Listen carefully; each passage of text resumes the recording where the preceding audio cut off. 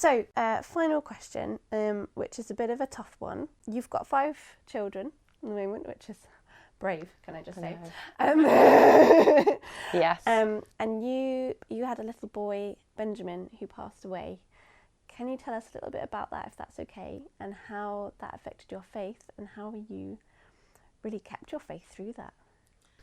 So we have 5 wonderful grown-up children, and we did have another little boy who we had before we had Anna. So most people will know Anna, who is our youngest, but before her, we had another little boy. So I had a really normal pregnancy, and I was about 10 days late, desperately waiting for him to be born, but all of our children had been late, so that wasn't really a surprise to me. And I had an undiagnosed placenta previa, which I won't go into the details of, and some people might know what that is, and some people might not. But basically what happened was that when I went into labour with him, my placenta became detached, and so I started to hemorrhage, and he lost oxygen from that moment. So we had to call an ambulance, and I was rushed into hospital, and they delivered him by section as quickly as they could. But obviously from the moment that I started bleeding until he was born, it was probably nearly an hour, because things don't happen as fast as you really think they will. So the first thing I remember when I came round was them saying to me that we'd had a little boy, but that he was very ill, and that they'd nearly lost me, because I'd lost a lot of blood, because in that time as well I was bleeding all the time, that they were waiting to deliver him. And one of the many miraculous things was he was without oxygen, as I say, for nearly an hour. So when he was born, his heart wasn't beating and he wasn't breathing, but they worked on him. They said for longer than they probably would normally, because they knew really from the minute I got there that things looked really bad. But they did manage to get his heart beating, and they managed to get him breathing again. And so but he was very, very poorly, because he'd been without oxygen for all that time.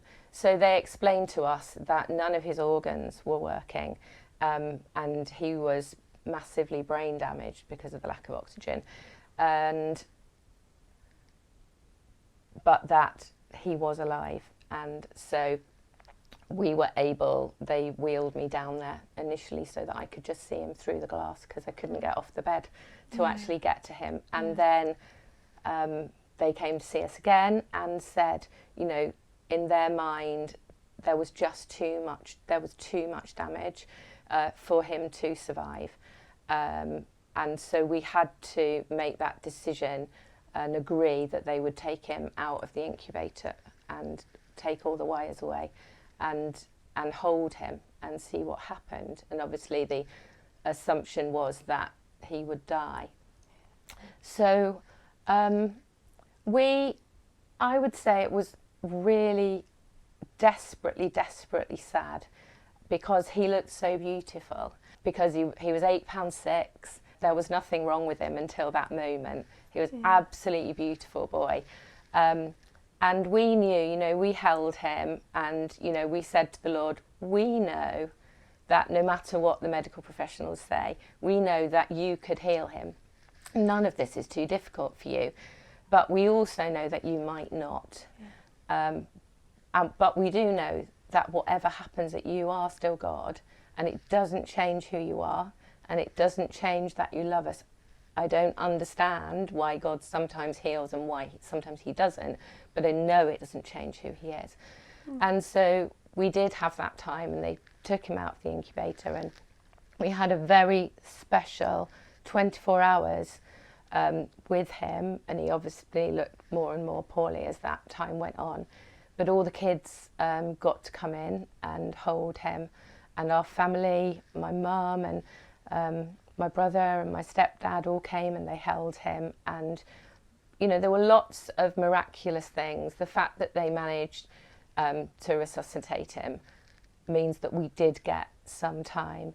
And just, I would say that although we were heartbroken and it was really, really difficult time, actually over that day or so that we had him with us, I would say I felt the presence of God more tangibly than I ever have before and or since. And another thing was, I knew as soon as it happened, straight away I was like, I know what's happened. I know that my my placentas come away because of this, and there were lots of things that happened before, so I knew that it had been missed. But one of the things that I said to the Lord was, I just want them to be honest with me and tell me what happened. And that's enough for me, because it doesn't change anything, but I just want them to tell me what happened. And so we went back 6 weeks later just for our, you go back and they want to talk things through with you. And the consultant, the top consultant, just sat there with Alistair and I, and it was just amazing. And he just said, I just want to say to you both how sorry I am, because, if a different person had seen you on a different day and looked at your scan differently, then we would have spotted this and we wouldn't have let you leave the hospital, and you were an accident waiting to happen, and we would have delivered him before, and you had a beautiful, healthy baby boy, and although that's an awful thing to have happened, for Alistair and I, it was enough that they had admitted that that's what had happened, and that they said they were sorry, and nothing could ever change that. But that was just enough for us, and we really felt that was miraculous, because that's a hard thing for someone to sit in front of you and say. So for us, the question you asked me about how that affects my faith, one of my really good friends at the time, who's not a Christian, still a good friend now, I remember her saying to me a couple of weeks afterwards, and not in a mean way at all, I think she was just genuinely interested, and she just said, so how can you still believe in God now? And I said, it actually doesn't change my faith at all. In some ways, I probably felt a bit stronger in my faith. I'd experienced his peace and his presence through it all. And yes, he could have healed Benjamin, and he could, he would be 23 now. And we talk about what he would be like and how he would fit in our family. And we're really sad that we don't have him. We miss him. There's a gap, there'll always be a gap. But we still trust God, and we don't know why, but we know that he was with us through it. And I think one of the things that's really important to me is, I think a lot of people think that Christians think that they're just going to have a trouble-free life. But I don't think that's what God promises us. I think he promises that he will be with us and that he will sustain us through difficult times, and whether that's with his presence or his peace or God's family around us. He promises us that, but he doesn't promise us that bad things and sad things won't happen.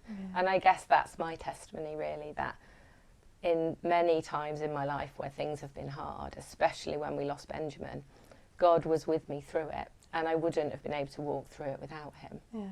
Thank you so much for sharing that. That was really brave of you to talk to us about. Thank you, Mel. I really appreciate it. Okay.